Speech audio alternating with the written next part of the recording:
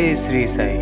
नमस्कार प्रिय दर्शक भक्त बंधु मानू मो साई कृपा क्रिएशन सन तरफ हार्दिक अभिनंदन सहित स्वागत जनाऊँगी।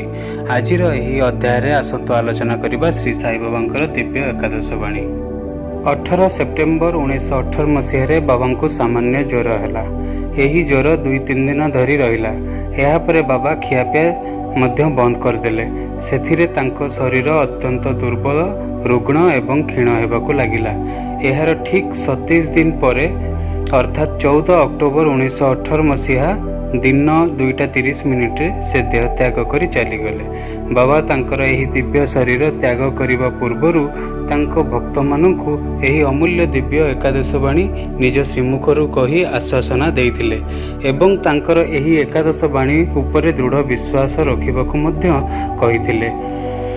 बाबा कहिथिले जे मु वर्तमान जेपरी शिरडी रे विद्यमान अछि ठीक सही परी मोर आत्मा एठारे उपस्थित रही समस्त भक्तंकर कल्याण पई सतत प्रयासरत रहिबो।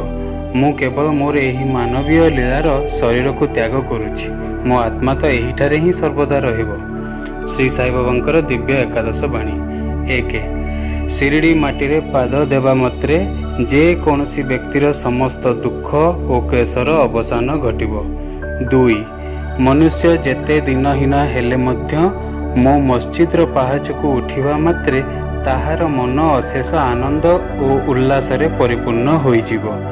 3 मु एही मोर शरीर त्याग करिबा परे मध्य सर्वदा क्रियाशील और शक्तिमंत होई रहिबी। 4 मो भक्त माने जेतेबेले चाहिबे सेतेबेले मो समाधि कथा कहिबो और सेमानंकु आशीर्वाद देबो। 5 समाधि भितरु ही मु कर्मक्षम और शक्तिमंत होई रहिबी।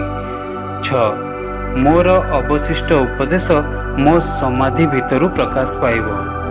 7 जेउ लोक माने मो निकट को आसी निजकु मोठारे समर्पण पूर्वक मोर शरणापन्न हुअंती मु सेमानंकु सहायता प्रदान और पथ प्रदर्शक निमित्त चिर जाग्रत रहिबी।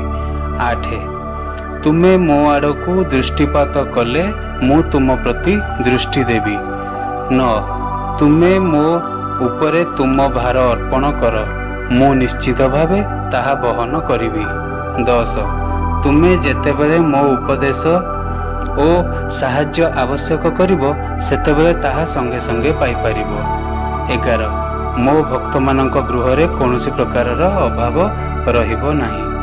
थिला हम बाबांकर प्रिय एकादश बाणी जहाँ आम समस्त अमृत तुल्य। प्रिय दर्शक भक्त बंधु आज अध्याय को यू रखुचु। पुणी आपण मानक सह देखा हब आगामी अध्याय रे। श्री साईनाथ समग्र जगतवासी को सुख समृद्धि सुस्वास्थ्य प्रदान करने सह समस्त को कृपा छाया प्रदान करी आश्रा दे थांतु। श्री साई श्रीचरण रे एतिकी प्रार्थना जनाऊँ। जय श्री साई। आपण मानक जदि आमर यही वीडियोटी भल लगी थाए ताहेले बहु परिमाण रे लाइक शेयर करने सहित आपण मानकर सुचिंतित मतामत कमेंट बॉक्स रे पोस्ट करंतु। जदि सब्सक्राइब एपर्यंत करना ताहेले वर्तमान सब्सक्राइब बटन रे क्लिक करी बेल आइकन को मध्य प्रेस कर दियंतु जहाँ फल कि आपण माने आमर सब वीडियोस तथा आगो को रिलीज हेबाकु थिबा समस्त देवादेवींकर भजन्स रो अपडेट आपण मानक पाखरे नोटिफिकेशन माध्यम रे पहुंची जाई परिबो। धन्यवाद।